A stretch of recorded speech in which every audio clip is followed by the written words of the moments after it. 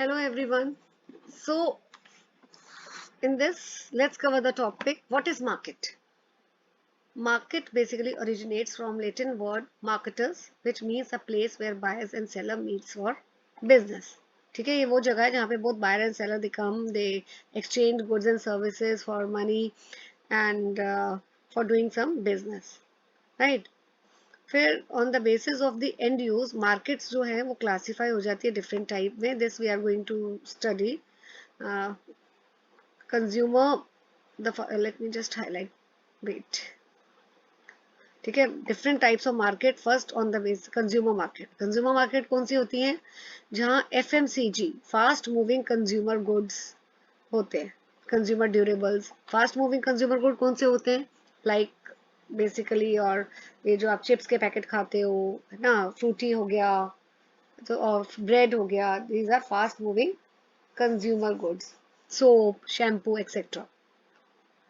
Consumer durables होते हैं refrigerator, TV, है ना, तो washing machine. They are consumer durables which are going to last for a longer period.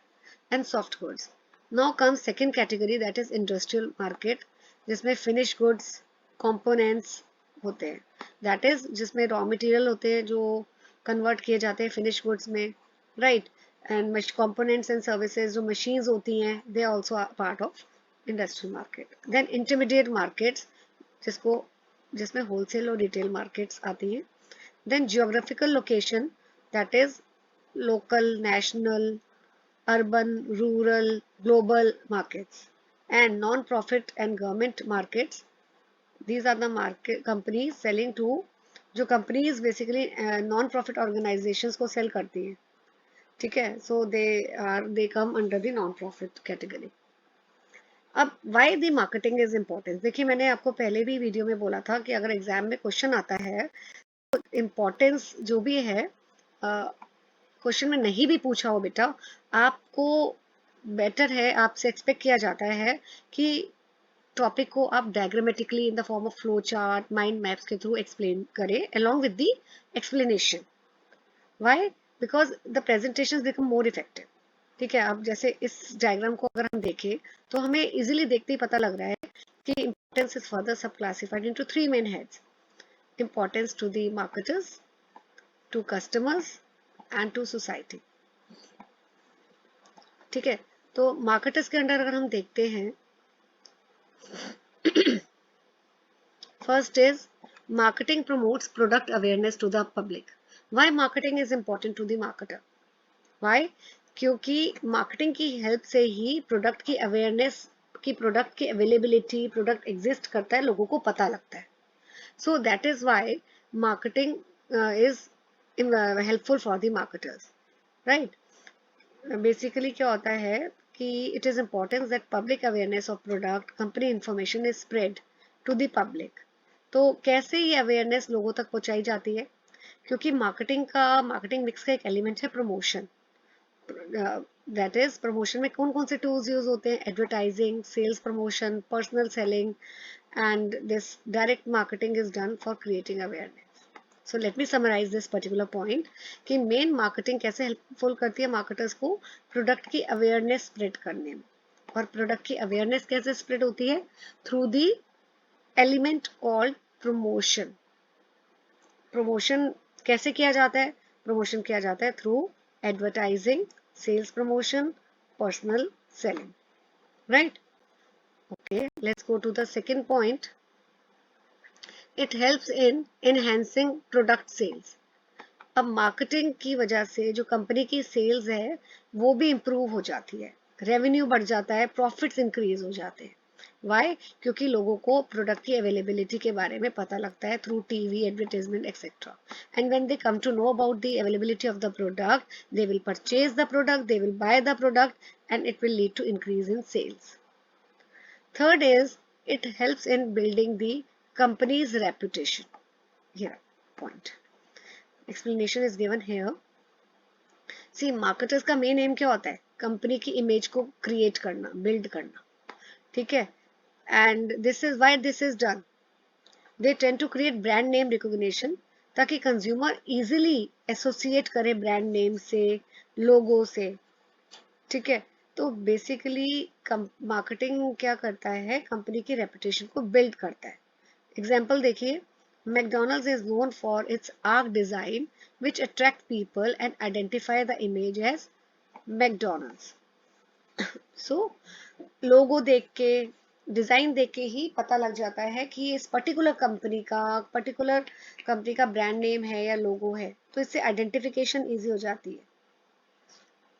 Then what is the how marketing is helpful to the customers, या इस first point के ऊपर please mark it as important, क्योंकि आपके 1 marker questions भी 1-2 यहाँ से बनते हैं पेपर के लिए। This is important. Marketing create utilities, see it's given here. कौन कौन सी, just let me remove the, या let me highlight, yeah, this is it create various type of utilities। कौन सी, पहली वाली जो यूटिलिटी है that is form utility। what is form utility?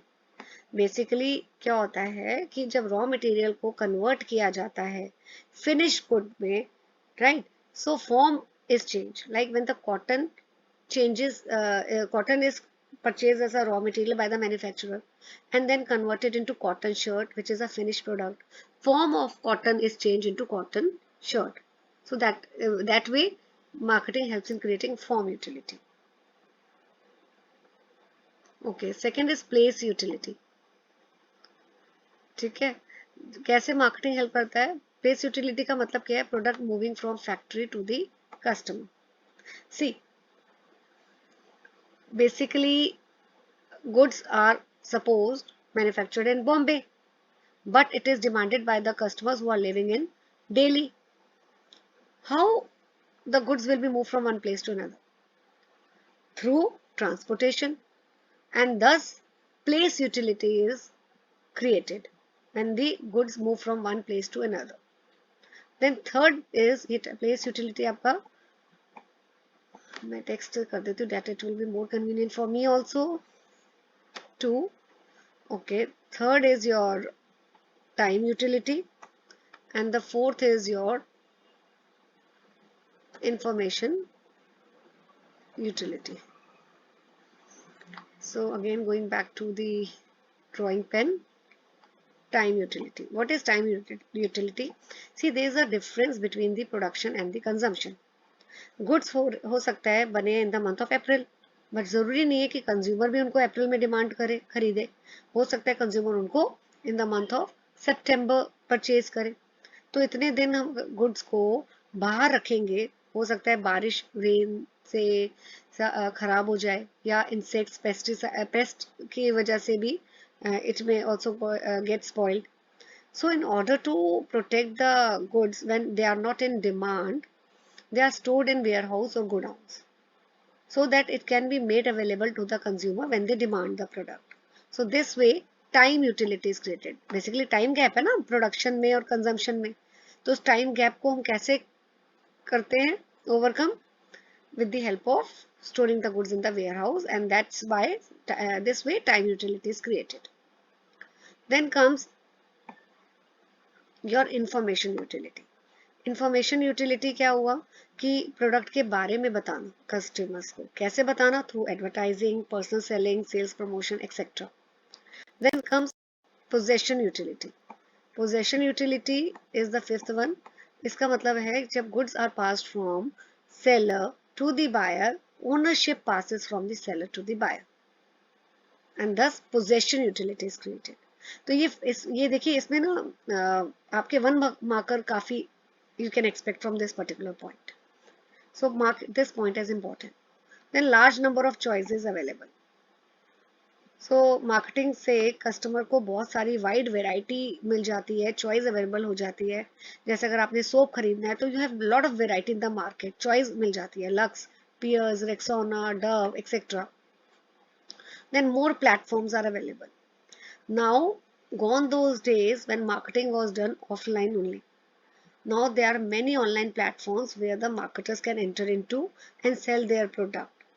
So जब ज़्यादा platforms आ जाते हैं तो customers are also having a choice to buy, an option to buy from offline as well as offline mode. तो अब ये देखिए कस्टमर्स को कैसे रिमाइंड किया जाता है प्रोडक्ट्स की, एसएमएस के थ्रू, ईमेल के through, Facebook, WhatsApp. So this way it is going to help customers. Then importance to society. First is source of employment, right? It is a source of employment because marketing may marketing offers employment in various field. Personal selling, packaging करनी है product की तो आपको लोग चाहिए, advertising करनी है then you need people, marketing research के लिए भी यू नीड पीपल, डिस्ट्रीब्यूशन के लिए भी you need people. So it offers career opportunities to many. Then welfare of customers and stakeholders. See, profit maximisation तो सभी को पता है फर्म का एक मेन मोटिव ऑब्जेक्टिव रहता है, लेकिन इसके साथ साथ मार्केटर्स को they have to take up corporate social responsibility, जिसको हम बोलते हैं CSR. ये बहुत upcoming upcoming already it is very popular, very important concept that is corporate social responsibility. इसमें प्रॉफिट के साथ साथ कंपनीज को अपनी एक्टिविटीज इस तरह करनी चाहिए कि it should it should not harm the environment and it should also give back to the society, right? जैसे आप यहाँ एग्जांपल दिया हुआ है,